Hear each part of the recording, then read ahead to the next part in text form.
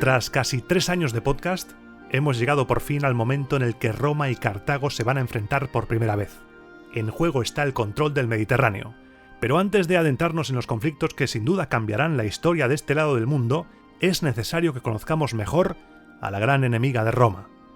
Hoy, en Roma Eterna, descubrirás la historia de Cartago, desde su origen en Tiro, en Fenicia, a las diferentes versiones de la fundación de la ciudad y pasando por su evolución hasta convertirse en una talasocracia. Aquí empieza la saga cartaginesa. Aquí empieza Cart-Hadast Inmortal.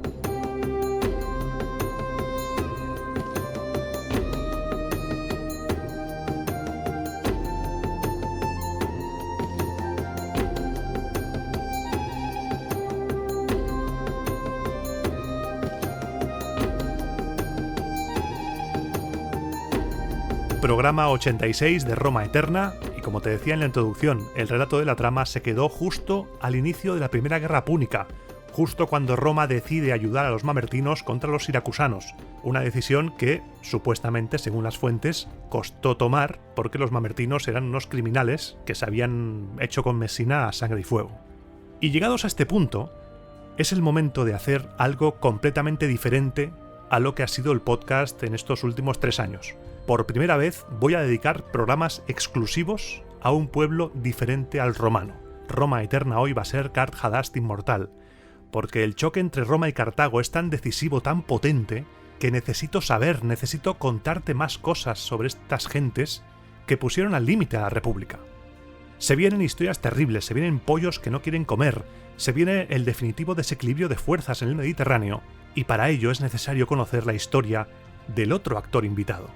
Es necesario que, en señal de respeto, en señal de admiración, porque si algo estoy descubriendo a medida que aprendo más cosas sobre Cartago es una profunda admiración por una cultura que quizá no debió haber sido borrada. Y ya que menciono lo de borrada, con Cartago tenemos un problemón. Un problemón que si lo pasamos por alto nos puede contaminar todo lo que yo te vaya a contar sobre ella. Verás, te cuento. Cuando yo te narro la historia de Roma, cuando te cuento las batallitas romanas, salvando las flipadas y los invents de las fuentes, te estoy contando cosas que escribieron los romanos sobre ellos mismos. Independientemente de que no fueran contemporáneos, los romanos que escriben a los hechos que nos cuentan, eran autores romanos. También los hay griegos, sí, pero a lo que voy es que existen fuentes romanas que te cuentan la historia desde el bando romano.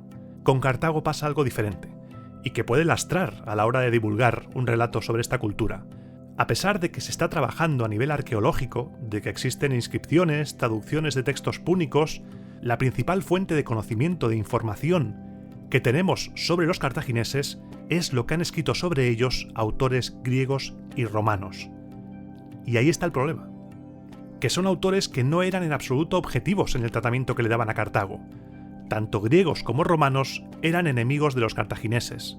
Los romanos por un lado por lo que te voy a contar, las guerras púnicas, sí, y los griegos porque llevaban muchos años pegándose con ellos por el control de Sicilia, de Córcega, de Cerdeña. Por eso, estos autores que van a escribir sobre Cartago muchas veces nos van a trasladar una visión distorsionada y desde la inquina, desde el odio, de lo que era Cartago.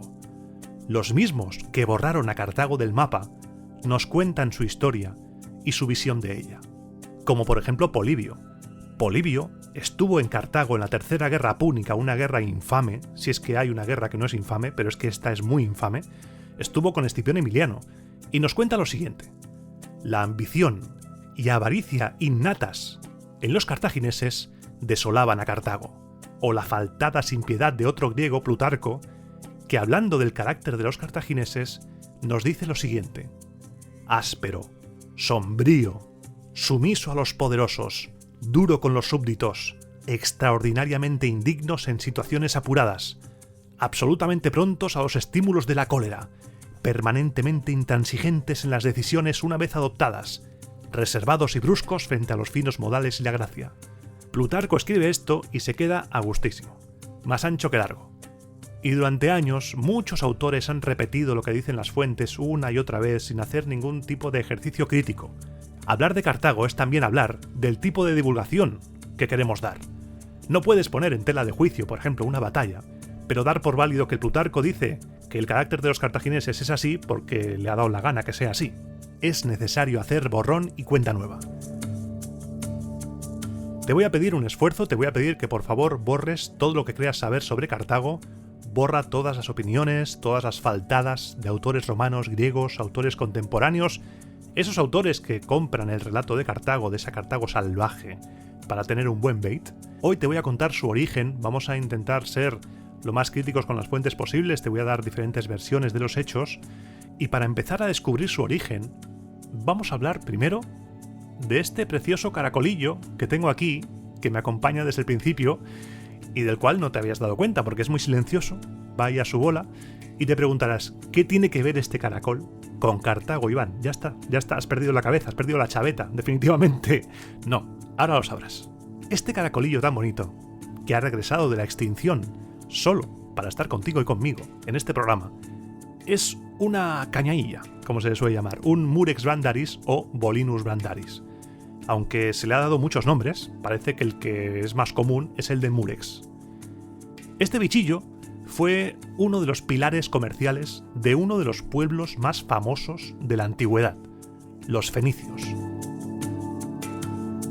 Y ya que estamos deconstruyendo la historia de Cartago y redefiniéndola más allá del simple papel de ser enemiga de Roma, hay que empezar por el principio. Y el principio es decir que los fenicios no se llamaban a sí mismos fenicios.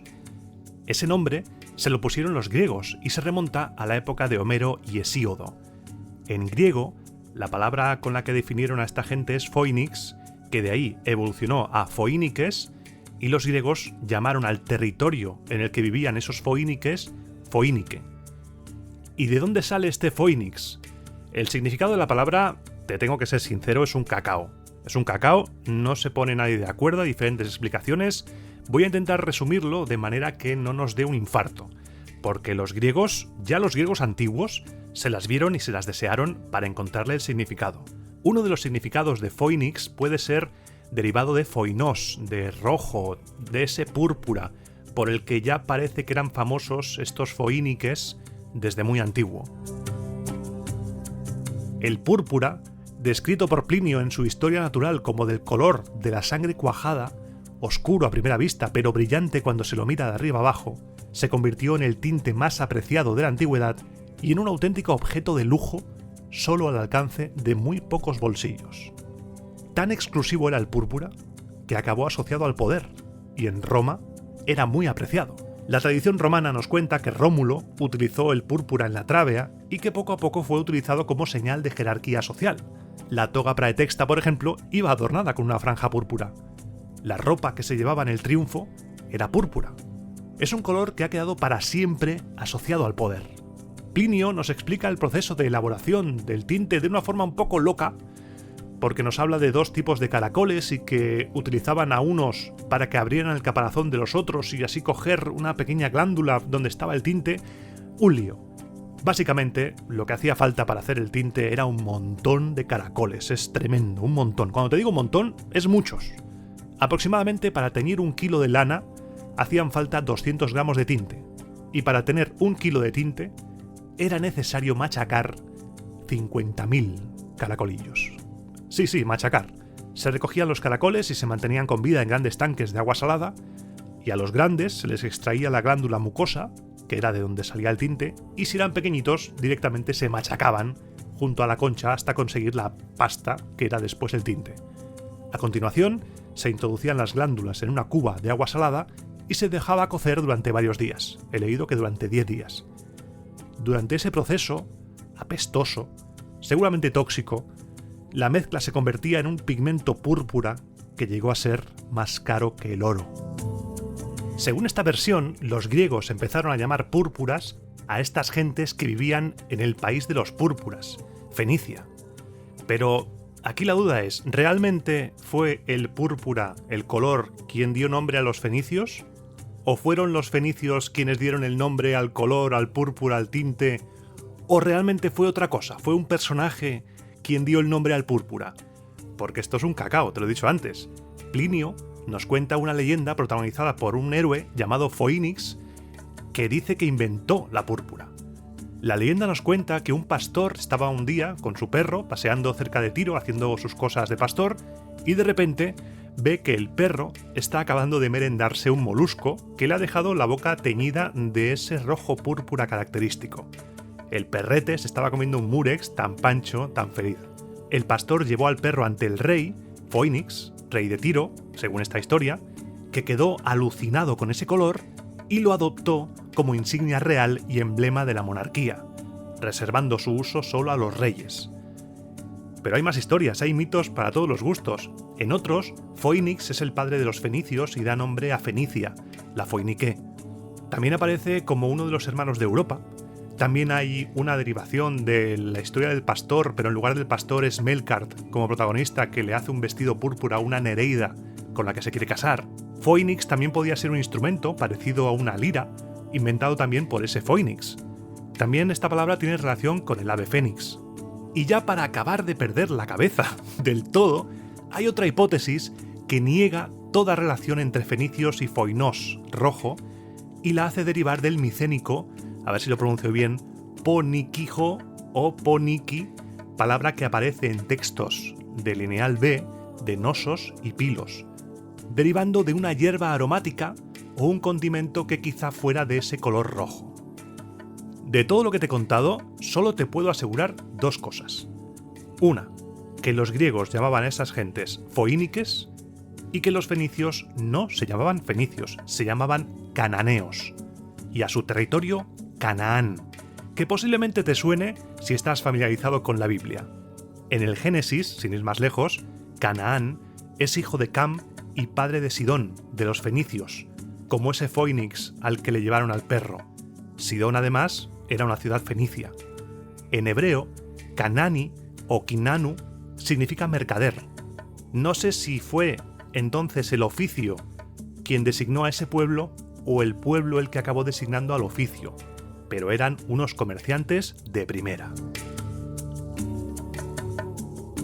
Me ha resultado muy interesante leer sobre la forma que tenían de hacer comercio los fenicios porque he encontrado varios métodos. En función de la previsible hostilidad del pueblo al que vayas, harían una cosa u otra. Y hay uno en concreto que me ha llamado mucho la atención. Los fenicios llegan a una playa, descargan todo el género y se retiran a la embarcación. Después, los indígenas se acercan a las mercancías y en caso de querer comprar algo, dejan al lado de ellas una cantidad de oro o plata, lo que estime que vale, y se alejan sin tocar la mercancía. Después vuelven los fenicios y si les parece bien el precio, se llevan el oro y si no, vuelven sin tocarlos. Y así hasta cerrar el acuerdo. Algo así nos cuenta Heródoto cuando nos habla de los intercambios comerciales de los cartagineses en la costa atlántica africana. Diodoro de Sicilia nos dice, por ejemplo, que los fenicios compraban a Iberia plata con el trueque de otras mercancías, llevaban esa plata a Grecia, a Asia y a todos los pueblos y así obtenían grandes ganancias. Eran unos genios del comercio. Es imposible no quererlos. Y es que a los fenicios les debemos muchas cosas, como por ejemplo algo que usamos en nuestro día a día y que yo, por ejemplo, ahora que estoy grabando el programa, estoy usando. El alfabeto. El alfabeto fenicio comenzó como un conjunto de símbolos que representaban animales y objetos a los que llamamos ideogramas. A estos ideogramas se les daba un valor fonético de acuerdo al nombre en idioma fenicio, en idioma cananeo, del animal u objeto representado. Este alfabeto solo contenía consonantes y eran 22 en total. A los griegos les flipó el alfabeto, dijeron esto es la leche. Lo modificaron para representar su idioma y lo adoptaron. Fueron los griegos quienes tomaron algunas de las letras del alfabeto fenicio y les dieron valor de vocal. También cambiaron, por ejemplo, la pronunciación de algunas letras y agregaron algunos símbolos para representar sonidos inexistentes en el fenicio. El alfabeto etrusco proviene del griego y el latino, a su vez, del etrusco.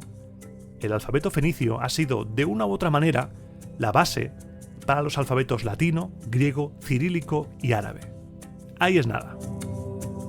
Hablar de fenicios es hablar de ciudades míticas como Biblos, Sidón o Tiro.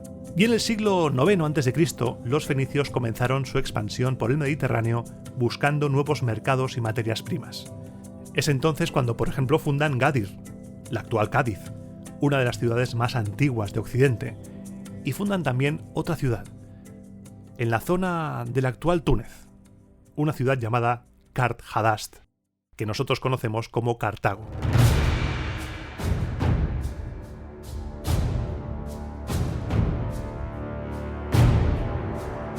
La fecha más aceptada para la fundación de Cartago es el año 814 a.C., y parece ser que fue fundada por exiliados tirios de la ciudad fenicia de Tiro, que tuvieron que salir corriendo de la ciudad porque hubo un pequeño conflicto en palacio. Elisa, la protagonista de este exilio, era hija del rey de Tiro Matán I y hermana de Pigmalión y de Ana. Elisa vivía una vida feliz y tranquila hasta que de repente dejó de serlo. Sobre los hechos que precipitan que Elisa tenga que huir de Tiro y fundar Cartago hay varias versiones. Hay de todos los colores. Yo te voy a mencionar varias y la primera va a ser, como no, la de Virgilio en la Eneida. Porque si yo te digo Elisa, quizá por Elisa no te sale nada en la base de datos. Pero si te digo que el nombre por el que menciona Virgilio a Elisa es Dido, igual ahí sí, igual ahí la cosa cambia.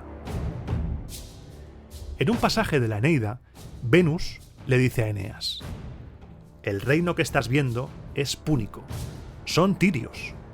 En la ciudad reina la dinastía de Agenor, mas la comarca que la rodea es Libia, de gentes indomables en la guerra. Dido ejerce el poder, la que salió de Tiro huyendo de su hermano. Largo sería referir sus cuitas, largos sus intrincadas correrías. Voy a seguir sus hitos principales. Su esposo fue Siqueo, rico en tierras como nadie en Fenicia. Le amaba con hondo amor la infortunada Dido. Su padre se la había dado intacta en los auspicios del primer enlace. Pero reinaba en Tiro su hermano Pigmalión, el monstruo más atroz en maldad que ningún otro. Surge entonces un odio feroz entre los dos. El malvado hermano, enfebrecido por el amor al oro, coge desprevenido a Siqueo delante del altar y lo asesina a hierro, sin cuidarse del amor de su hermana. Oculta largo tiempo su crimen y entre engaños y vanas esperanzas burla inicuo la ansiedad de la amante. Pero se le aparece a ésta entre sueños la sombra del marido insepulto, que adelanta a sus ojos la sorprendente lividez de los rostros y descubre el altar ensangrentado y el pecho atravesado por el hierro, y poco a poco le va revelando todo el crimen. Le aconseja apresurar la huida y alejarse de la patria. Desentierra tesoros de otro tiempo para ayuda del viaje, ingente cantidad de plata y oro ignorada por todos. Conmovida a su vista, Dido se apresta a huir y va alistando compañía. Se le juntan los que sienten encono o acuciante temor hacia el tirano. Se apropian de unas naves que había casualmente preparadas, las cargan de oro y se van por el mar los caudales del avaro Pigmalión. Esta es la versión de Virgilio en la Eneida, pero como te he dicho antes, hay un montón de versiones. Ríete tú de la fundación de Roma. Aquí dice, por ejemplo, que Dido amaba a su esposo Siqueo, también conocido como Aquervas, un sacerdote de Melkart, pero hay otras versiones que dicen que el hermano la obligó a casarse con él contra su voluntad. Aquí dice también que todo sucedió reinando Pigmalión, pero otras cronologías dicen lo contrario. Unos dicen que fue en un sueño, otros dicen que se encontró al marido muerto. Yo sinceramente te digo que un día me va a dar un ataque y me va a explotar un ojo. En mi búsqueda de un relato más o menos coherente, más o menos narrado de la fundación de la ciudad de Cartago, me encontré con un autor que nunca te he citado aquí. El autor se llama Pompeyo Trogo. Trogo es un autor muy importante. Es, por ejemplo, una de las fuentes de la historia natural de Plinio. Fue un galo romanizado, casi contemporáneo de Tito Livio, y nos cuenta lo siguiente sobre la fundación de Cartago, escrito que tenemos gracias a Justino, que hizo un epítome de sus historias filípicas. Los tirios rápidamente se fortalecieron por su austeridad y por sus esfuerzos para las ganancias. Tenían una población abundante y rica, y enviaron a África a los jóvenes para que fundaran Útica. Útica estaba justo al sur de Cartago. Entretanto, murió el rey Mutón, Matán I, dejando como herederos a su hijo Pigmalión y a su hija Elisa, doncella de extraordinaria belleza. Pero el pueblo confió el reino a Pigmalión cuando todavía era un niño, y Elisa se tuvo que casar con su tío materno Aquervas, llamado Siqueo en el relato de Virgilio. Aquervas, sacerdote de Melkart, ocupaba el segundo cargo en importancia en el reino tras el rey.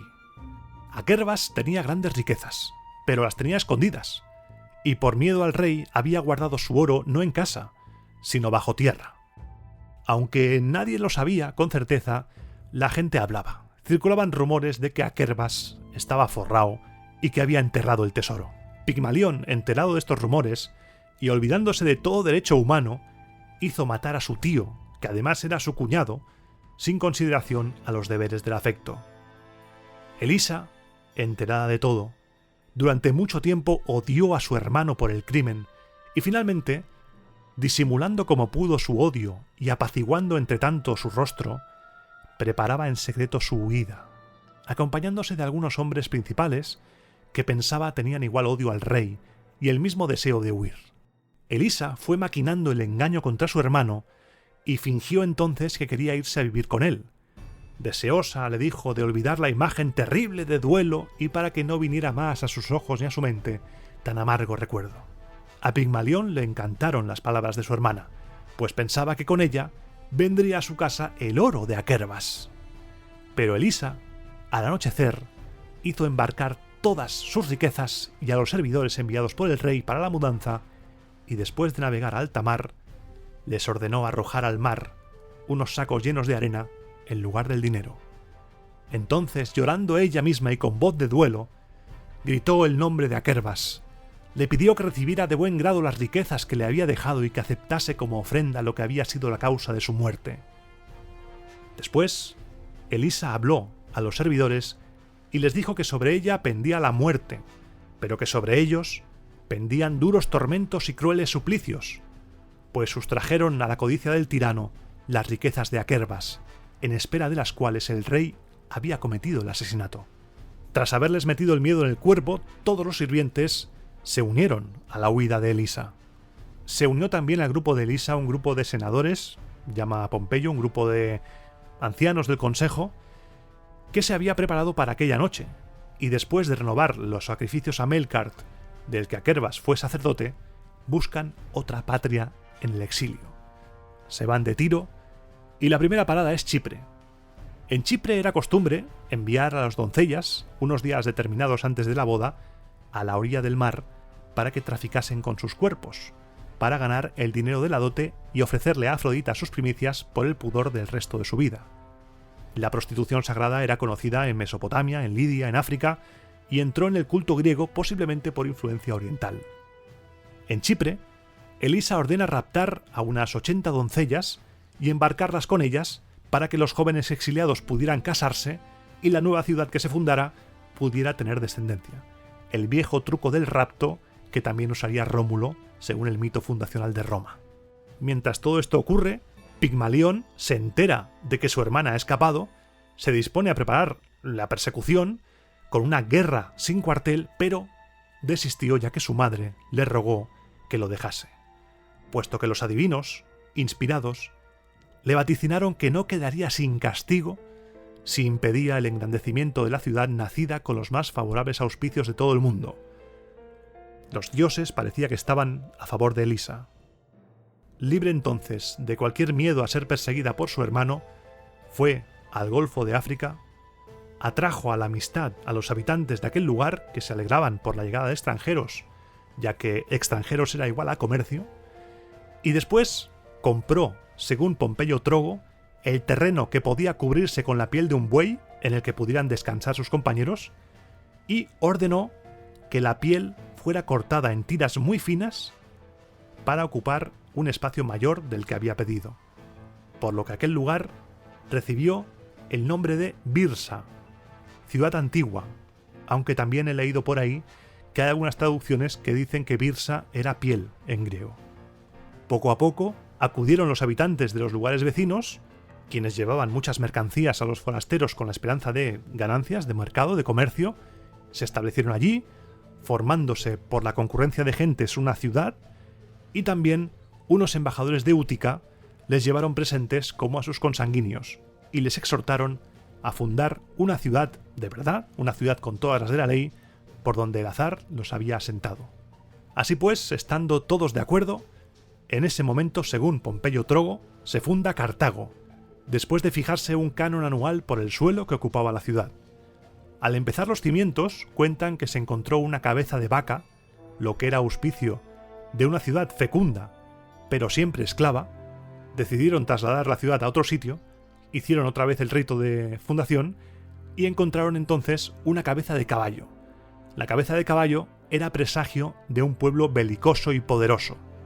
Esto dio a la ciudad un emplazamiento de favorables auspicios, decidieron que se asentara allí y entonces poco a poco se fue reuniendo gente y la población y el estado se hicieron grandes.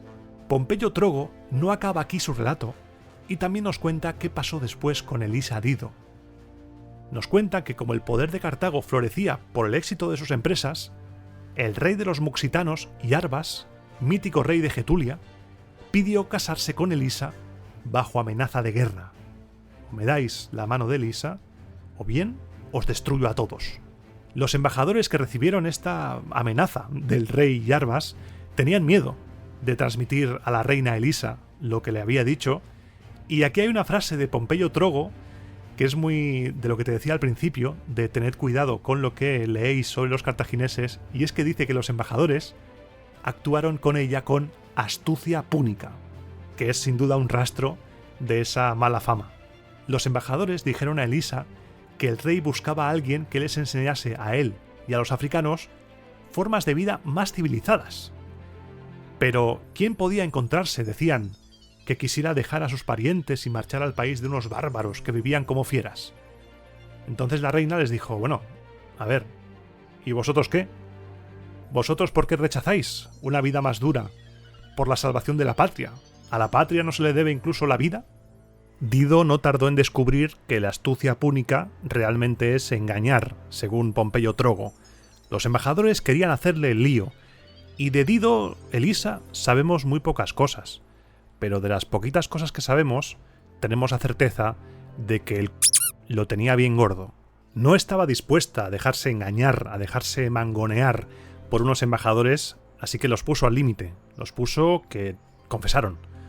Confesaron, mira, majestad, o como les llamasen, te vas a reír, verás. Esto va a ser complicado.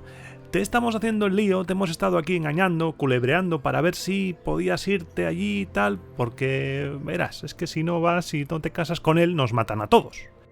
Dido diría, ¿qué? ¿Cómo? Se puso hecha una furia, empezó a gritar el nombre de su marido Aquervas, que según Pompeyo Trogo todavía estaba en su corazón, a gritar, a llorar, de rabia, de odio, de esa situación que parecía no tener salida.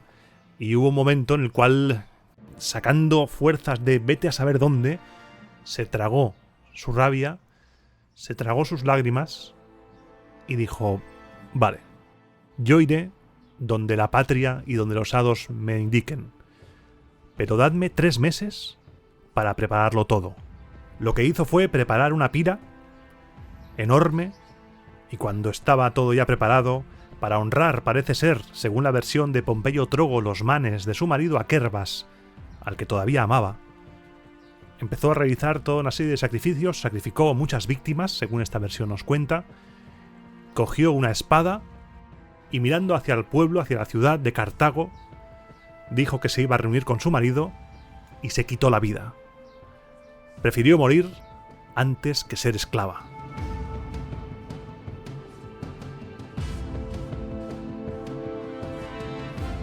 Y esta es la versión de Pompeyo Trogo, la fundación de Cartago, según Pompeyo Trogo, estableciendo su fundación 72 años antes que Roma, en el 825.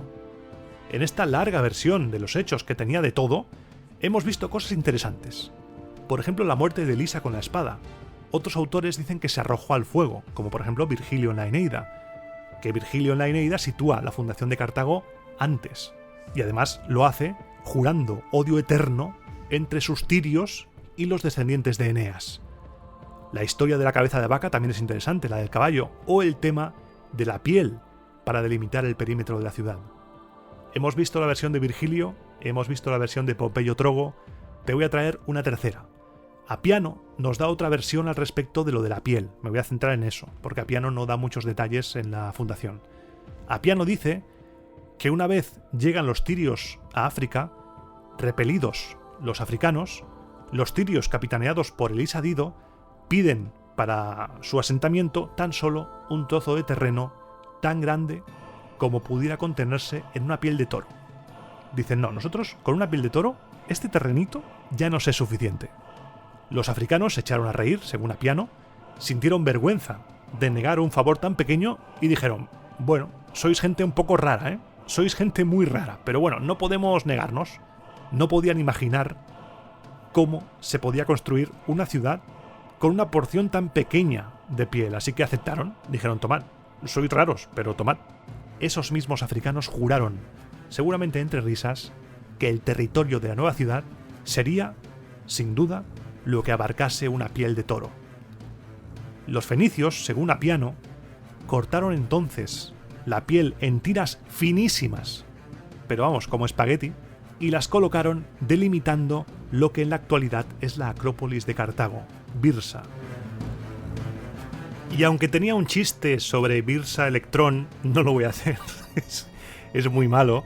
Vamos a recapitular entonces con la versión más o menos aceptada de los acontecimientos. Elisa está casada con su tío Aquervas, sacerdote de Melkart. Su hermano, una vez proclamado rey, quiere agenciarse el tesoro del sacerdote y lo manda matar, se lo carga. Elisa huye con algunos peces gordos de la ciudad de Tiro, entre los que se encuentran Bitias, comandante de la flota tiria según Silio Itálico, y Barcas, antepasado de los Bárcidas. Ojo ahí, Ojo, ojo. Se van a Chipre. Allí cogen a 80 niñas para prostitución sagrada, para tener descendencia, eso está ahí un poco lioso. Y se van después de Chipre a la zona donde se fundará Cartago, donde son recibidos por gentes de Útica, un asentamiento previo tirio. Hay versiones que dicen que el rey Iarbas es quien les da la bienvenida y quien les permite comprar el terreno que quepa en esa piel de buey, que cortan en tiras finitas y entonces se funda Byrsa, que antes esté traducido como piel de buey, piel de toro, piel de lo que sea, aunque parece ser que viene de la palabra semítica, y ahora otra vez me vas a disculpar la pronunciación porque no hay vocales, brt, algo así, que significa fortaleza o ciudadela fortificada. Los indígenas entonces llaman a Elisa Dido, la errante, aunque también he leído por ahí la querida, la amada, y después Iarbas quiere casarse con ella, con Elisa Dido, y esta, fiel a Aquervas, a su difunto marido, se arroja al fuego, aunque hay otras versiones que dicen que se mata con la espada. Por desgracia, no disponemos de un texto antiguo que relate de manera segura las circunstancias de la fundación de Cartago, más allá de las leyendas. Nos pasa como con Roma. Tenemos que jugar con ellas y quizá entre esas mismas historias legendarias poder vislumbrar, si entrecerramos los ojos, un atisbo de realidad. La historia del conflicto entre nobles y la huida de Elisa no es nada descabellada. Luego, lo de la piel sí que es un poco patillero, como lo del sueño y como todo eso. Es posible que hubiera una crisis en la metrópoli, en Tiro, que hizo que una parte de la aristocracia saliera por patas. Cartago nace como colonia tiria y a pesar de que llegará un momento en el que Tiro pierda esa importancia como metrópoli y los cartagineses deban mirar por sus propios intereses, los cananeos de Cartago, los fenicios occidentales, nunca dejarán de considerarse hijos de Tiro. A los estudiosos modernos les encanta compartimentar y les encanta decir que a partir de aquí son fenicios, a partir de aquí son cartagineses, a partir de aquí son púnicos, pero siempre se consideraron hijos de Tiro. Y aprovechando que hablo de púnicos, de esa palabra, tengo que contarte que los autores romanos utilizaron el término poenus o phoenix como una transcripción literal del phoenix griego. Después surgió el adjetivo punicus o poenicus, que hace referencia a los fenicios norteafricanos, convirtiéndose con el paso del tiempo las palabras púnico y cartaginés en sinónimas, que es como se usa actualmente. Apiano sí que nos da más detalles sobre el crecimiento de la ciudad. Con el paso del tiempo, teniendo Byrsa, esa fortaleza, esa acrópolis, como base de operaciones, y siendo mejores que sus vecinos en la guerra, y unos cracks, como buenos fenicios que eran, con el comercio marítimo, construyeron en torno a esta fortaleza, o ciudad antigua de Byrsa, otra ciudad exterior, conformando lo que ya conocemos como Kart-Hadast, que traducido sería Ciudad Nueva. Si te suena el nombre de Kart-Hadast para Cartagena, no estás equivocado o equivocada. La llamaron así porque querían hacer un reflejo de la Cartago original. Le pusieron el mismo nombre. Si queremos una descripción de Cartago, tenemos a Polibio, pero Apiano nos describe la ciudad y el puerto.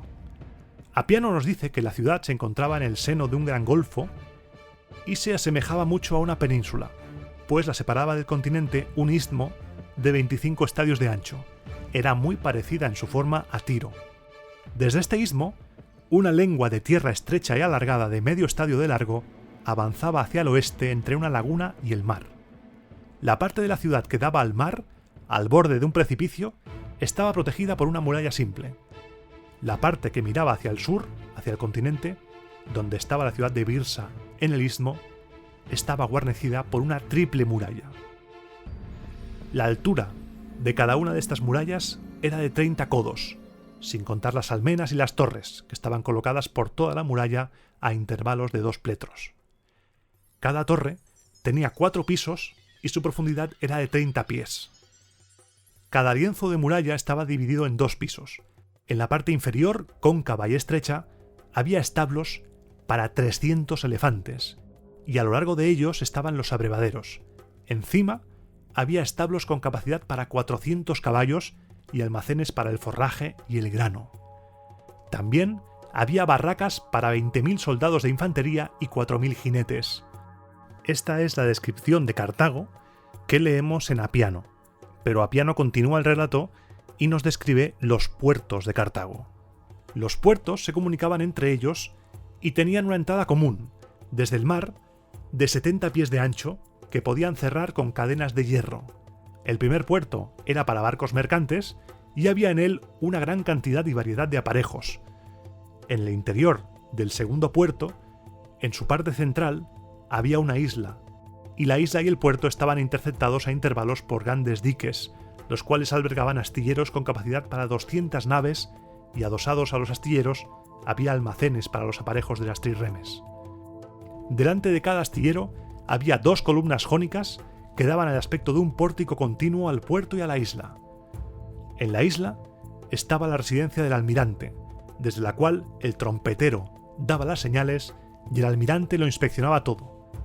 La isla estaba situada a la entrada del puerto y tenía gran altura, de manera que el almirante pudiera verlo todo, y a su vez los que penetraban en el puerto no pudieran tener una visión clara del interior. El aspecto de la Cartago de esa época debió ser increíble, impresionante. Ese puerto ahí, el primero, que se podía cerrar con cadenas, y después ese puerto circular, con ese pórtico, la isla en medio. Si buscas en Google Maps puerto de Cartago, te va a llevar a Túnez, te va a llevar al puerto y podrás ver, aunque ha cambiado, por supuesto, el terreno no es el mismo que hace 2000 años, 2500 años, según la descripción de Cartago, hace más de 2500 años, pero podrás ver todavía los restos de esos puertos y a mí se me pone la piel de gallina. Y a mí me gusta recomendar cosas para poder ayudar en la escucha del programa, cositas complementarias. En este caso me gustaría recomendar, que igual lo tienes, me gustaría recomendar el libro de Jean-Claude Golbin, Ciudades del Mundo Antiguo, de la editorial Despertaferro. Es un libro de ilustraciones, este señor es arquitecto, es topógrafo en algunos sitios arqueológicos, y en él aparece una ilustración de la Cartago romana del siglo III después de Cristo, cosa que contradice esa leyenda tan repetida, tan copipasteada entre webs, Twitter, blogs, de todo, libros, incluso autores que van repitiendo una y otra vez que se echó sal sobre Cartago en el año 146 a.C., cuando Escipión Emiliano la destruye hasta los cimientos, se la carga por completo, una escena trágica, Escipión Emiliano llorando, citando versos, creo que de la Odisea o de la Ilíada, citando versos ahí, llegará un día en que Ilión caerá, hablando de que Roma también podía caer, una historia bastante triste, pero que, Escipión Emiliano, amigo, menos llorar y no hubieras destruido la ciudad. Esta ciudad se volvió a levantar. No se quedó deshabitada por una maldición de la sal, de la tierra, entonces se intentó revitalizar y se consiguió. En el año 27 a.C., Augusto envió a 3.000 familias para poder ayudar a la colonización a que volviera a nacer, y se convirtió con el paso del tiempo, en el siglo II después de Cristo, en la capital del África proconsular. Nos dice Polibio, por ejemplo, que Cartago tenía una forma alargada, como de península, rodeada de mar, en su mayor parte, y también por un lago. Tenía un emplazamiento estratégicamente muy bueno. No habían elegido el lugar para la fundación de Cartago al azar. Estaba muy bien pensado. Estaba ubicada en la costa central del Golfo de Túnez. Eso te da acceso al mar Mediterráneo. Estás controlando el estrecho de Sicilia. Vital. Ese estrecho es un cuello de botella absolutamente clave para el comercio marítimo entre el este y el oeste del Mediterráneo. La ciudad se construyó sobre una península triangular montañosa, respaldada por el lago de Túnez, que proporcionaba abundante pescado, y un lugar para un puerto seguro. La península estaba conectada con el continente por una estrecha franja de tierra que la hacía fácilmente defendible. Además, tenía un montón de tierras fértiles agrícolas y ricos depósitos de minerales. Cartago estaba ubicada en un lugar privilegiado y su expansión, su crecimiento es algo lógico y natural.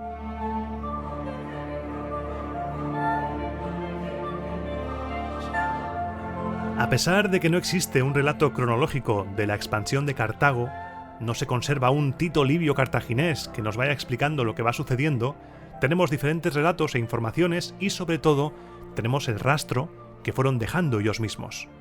Cartago fue creciendo mientras Tiro lidiaba con los asirios.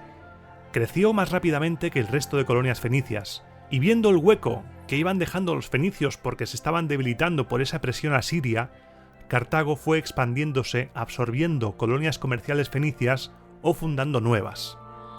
La primera noticia que tenemos histórica sobre Cartago desde su fundación, en el 814-813, es casi 200 años después, cuando fundan la primera colonia más allá de sus fronteras, cuando fundan Ibosim, que los romanos llamarán Ebusus y nosotros Ibiza, en el año 654-653, aunque tiene trampa. Sabemos que esa isla ya estaba poblada por fenicios antes de que llegaran los cartagineses. Así que se aprovecharon de ello y dijeron: «Hey, buenas tardes. Somos los de antes, pero versión 2.0, no se preocupen». A finales de ese siglo, Cartago ya se estaba zurrando con los griegos focenses de Masalia, para el año 550 a.C.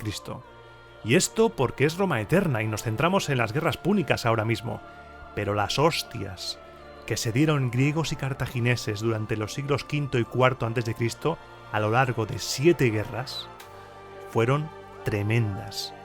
Griegos y cartagineses tenían los mismos objetivos de colonización comercial de todas las costas que habían dejado libres los fenicios. Y tras casi 300 años, 2 siglos, 7 guerras y tortazos continuos, Cartago consiguió hacerse, para cuando empiecen las guerras púnicas en el año 264 a.C., con casi toda la isla de Sicilia, a excepción de las zonas de Siracusa por un lado, que aguantaba como una jabata el empuje cartaginés, y de Mesina, que esa zona yo me la imagino como Mad Max. Los cartagineses también hicieron buenas migas con los etruscos. Estos les proporcionaban hierro, plomo y cobre a cambio de oro, plata y metales preciados. Es una amistad fruto de tener un enemigo común. El enemigo de mi enemigo es mi amigo, y el enemigo mutuo eran los griegos. Esos griegos focenses, de los que te he hablado hace un momento, que andaban por Marsella y por las islas de Córcega y Cerdeña. A mediados del siglo VI a.C., un ejército cartaginés, a las órdenes del general Malco, desembarcó en Cerdeña. La cosa no les fue bien y la derrota púnica fue estrepitosa. Fue un desastre. Tan desastre que el Senado de Cartago, que ya puntualizaremos eso de Senado de Cartago en el programa siguiente, decretó el destierro de Malco y de todos sus soldados. El general, por lo que sea, indignado por la sentencia, acabó tomando Cartago, el típico calentón en el que te presentas armado en la ciudad con tu propio ejército y ejecutas a los 10 senadores que con más ahínco habían intentado desterrarte. Malco acabó teniendo una serie de malas tardes. Una mala tarde la tiene cualquiera, pero Malco encadenó varias seguidas. Acabó condenado y ejecutado.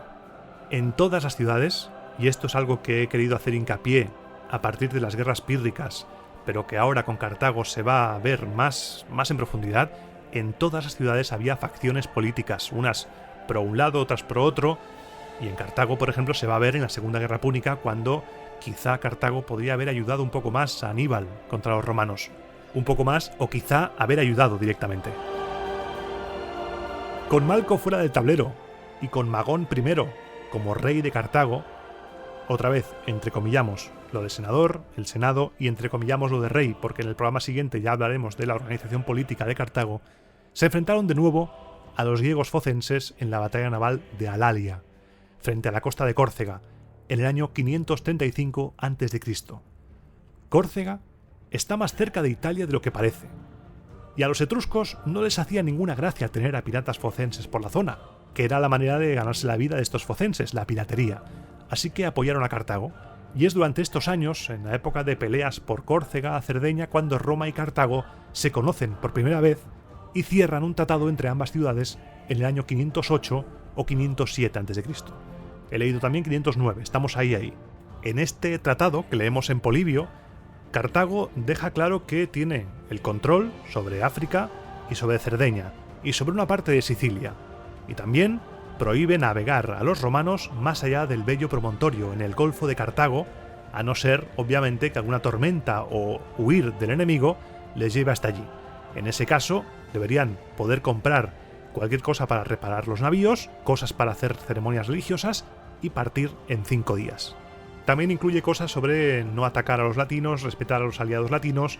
Es un primer tratado que nos sirve en este caso, ya hablamos de él en su momento, nos sirve para mostrar que aquí Cartago ya iba con todas. Pero al final, tras los guantazos, tras las tortas, guerras, enfrentamientos, queda el dinero y queda el comercio. Tanto griegos como fenicios, cartagineses, eran eminentemente comerciales, no eran potencias depredadoras, colonizadoras, conquistadoras por lo militar, como por ejemplo Roma, eran otro tipo de expansión, y al final queda el dinero. Y por ejemplo en Ampurias, una ciudad fundada por griegos focenses, se han encontrado monedas cartaginesas, con lo que podemos asumir que aparte de intercambiarse guantazos, también se intercambiaban bienes comerciales. Cartago tenía una armada potentísima, pero como buenos fenicios, creían más en los tratados que en la conquista. Y para el año 264 a.C., momento en el que empieza la Primera Guerra Púnica, Cartago ya es una talasocracia plena, un imperio marítimo. Su área de influencia se extiende desde el sur de Iberia, casi toda Sicilia, Cerdeña, Córcega, Baleares, el norte de África, y tenía influencia sobre las regiones de Numidia y Mauritania. Cartago, para entonces, era el centro de una red de colonias y estados clientes que podía mirar cara a cara a la República Romana. Y aquí, en ese momento, cuando Cartago ya es una ciudad independiente, una ciudad que controla gran parte del Mediterráneo y que mira a la cara a Roma, aquí detenemos el relato. Hoy hemos visto el origen de la ciudad, desde ese exilio en Tiro hasta convertirse en un imperio marítimo. Hoy hemos conocido el origen de la palabra fenicio, hemos hablado de caracolillos, que aquí lo tengo todavía. Hola, ¿qué tal? Hola.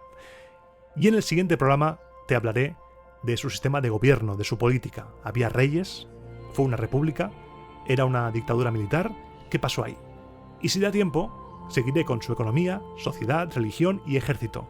Son los siguientes temas, son los temas necesarios para conocer más en profundidad al pueblo que puso en jaque a la República Romana, porque una potencia es tan fuerte como sus enemigos, y sin duda Cartago es, hasta este momento, el enemigo más fuerte, más poderoso y más apasionante al que Roma jamás se haya enfrentado.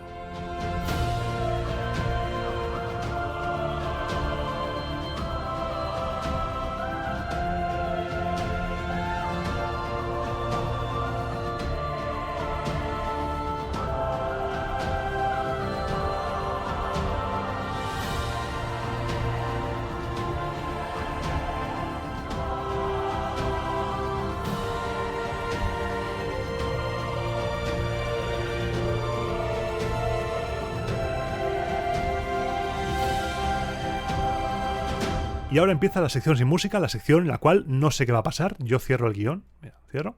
Le prendo fuego al guión. No sé qué va a pasar. Y bebo agua para hidratarme un poco y ahora vuelvo.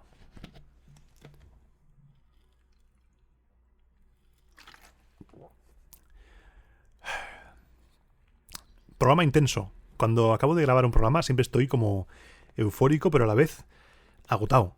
Es un desgaste de energía interesante. Me lo paso muy bien Así que lo primero de todo es darte las gracias por estar ahí, muchas gracias por escucharme, y te tengo que transmitir mi admiración por Cartago.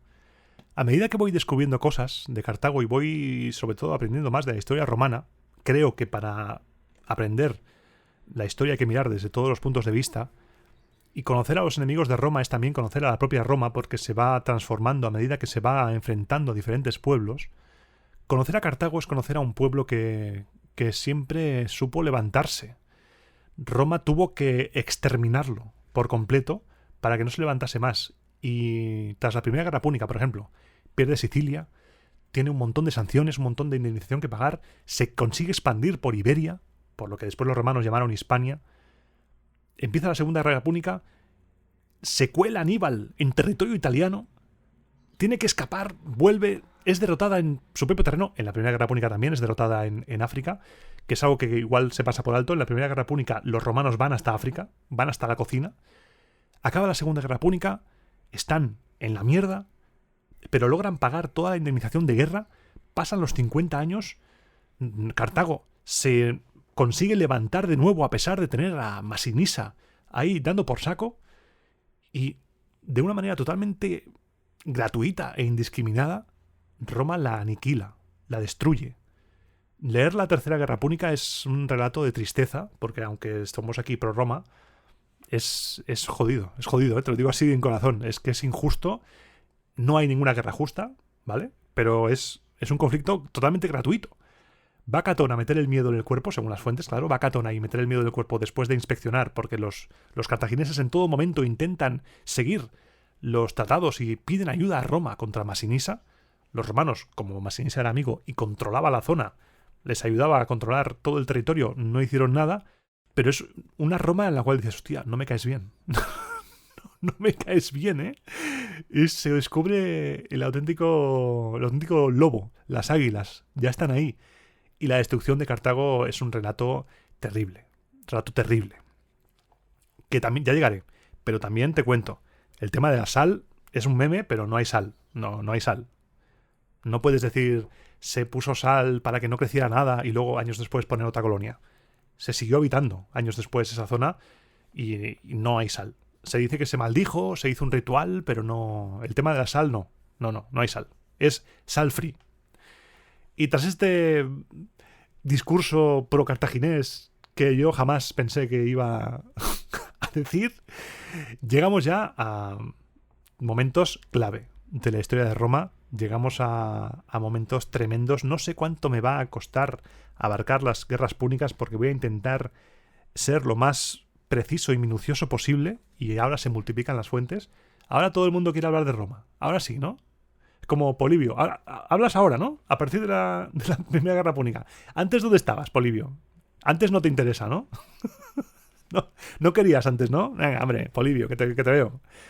Ahora tenemos un montón de fuentes y vamos a intentar hacer un relato que sí es cierto que las tres guerras no son juntas. No va a ser primera, segunda y tercera a la vez. Pasan años entre la primera y la segunda y más años entre la segunda y la tercera. Así que entre medias habrá cosas. Yo haré una lista de reproducción, como hay en el podcast. No sé si te has fijado, tengo listas de reproducción en el podcast de las diferentes series. De la República, tal. Entonces, la serie de las guerras púnicas intentaré hacer una lista de reproducción independiente con los programas de Cartago, con los programas de las guerras púnicas y con, si puedo, pues igual cuelgo alguna biografía. Porque hay personajes en las guerras púnicas, Amílcar, Asdrúbal, el Bello, Aníbal. Es que las guerras púnicas lo tienen todo. Tengo muchas ganas. No sé si me nota, pero tengo muchas ganas. Como también tengo muchas ganas de que vengas a verme al Festival Estación Podcast, el Festival Iberoamericano de Podcasting, en el Círculo de Bellas Artes en Madrid el día 10 de mayo, la semana que viene. Si estás escuchando esto cuando ha salido el programa. 10 de mayo a las 6. De 6 a 7. Habrá programa en directo especial de Roma Eterna con Sergio Mena, el descampado. Hablaremos, si no hay ningún cambio de última hora, mi plan es hablar de mitos romanos que se han perpetuado a través del cine. Algunos programas ya he hecho sobre esto, así que será un directo en el cual repasaremos diferentes mitos que se han perpetuado gracias al cine. No sé si el programa se podrá subir en podcast. Es posible que haya vídeo en YouTube, Yo pondré todos los enlaces en la descripción del audio. Para todo esto, sígueme tanto en Twitter, @RomaEternaFM, como en Instagram, RomaEternaPodcast, o también, para más rapidez, si no tienes Twitter, no tienes Instagram, en el grupo oficial de Telegram del podcast. Allí somos más de 600 personas, estamos ahí hablando, charlando, compartiendo cosas, y ahí voy poniendo información, voy poniendo noticias y cosillas que voy haciendo, porque a veces hasta yo me pierdo, porque están siendo unos meses que no sé ya nada, no sé nada ya de la vida, no lo sé, no sé qué va a ser de mí. Entonces, mayo en Madrid van a ser meses de actividad. Julio nos vamos a Roma, que está ya todo, estamos preparándolo. No sé, este año, gracias a Augusto, gracias a los dioses y gracias a ti, porque está siendo un viaje apasionante, apasionante. 10 de mayo, 6 de la tarde, de 6 a 7, una horita. Círculo de Bellas Artes. Pásate, saluda. Si traes una camiseta de Roma Eterna o algo, vamos a ir a hacer la performance. Nos hacemos una foto, hacemos algo, luego podemos tomar algo, aunque no mucho, porque yo me voy el mismo día. Soy especialista en maratones. Me voy corriendo el mismo día porque no está el asunto para pagar noches de hotel. Entonces, me voy, vengo el mismo día y me voy el mismo día. Vamos a hacer viaje express.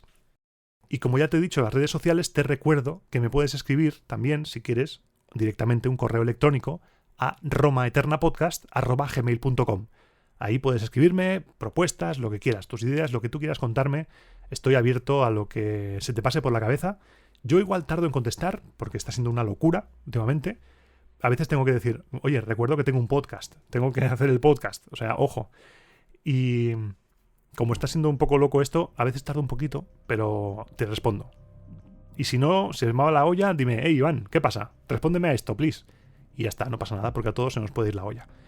Y también, por último, te recuerdo que escuches los podcasts hasta el final, no te digo nada más, hasta el final, más allá de la música, porque a veces pasan cosas, a veces cuento cosas. A veces hay sección postcréditos, no te digo más, no voy a desvelar más. Y ya me voy a despedir. Como siempre, deseándote 15 días espectaculares, deseando que vengas a verme el día 10 a la Estación Podcast, a las 6 de la tarde, en el Círculo de Bellas Artes de Madrid, y en el próximo programa seguiremos con Cartago, seguiremos con su sistema de gobierno, su política, si había reyes, si era una república, si había un consejo de ancianos, qué pasaba ahí, y tiraremos hasta donde llegue el tiempo. Lo que igual son 2, igual son 3, en total la saga de historia de Cartago, no lo sé.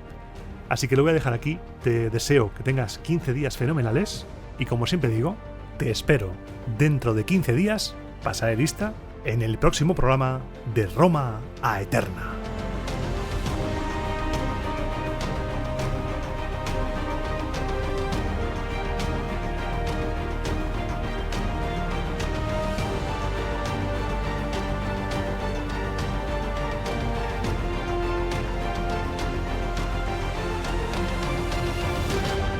Yo lo he lanzado, lo de que escuche la gente del programa hasta el final, porque a veces se pierde.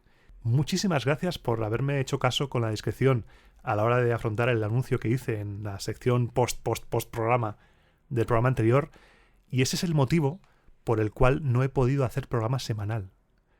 Que es lo que dije hace unos meses, dije, algún día contaré por qué no puedo hacer programa semanal. Ese era el motivo, por lo que si todo va bien saldrá en septiembre. Está siendo una locura, estoy ya en la recta final y claro, no me da la vida.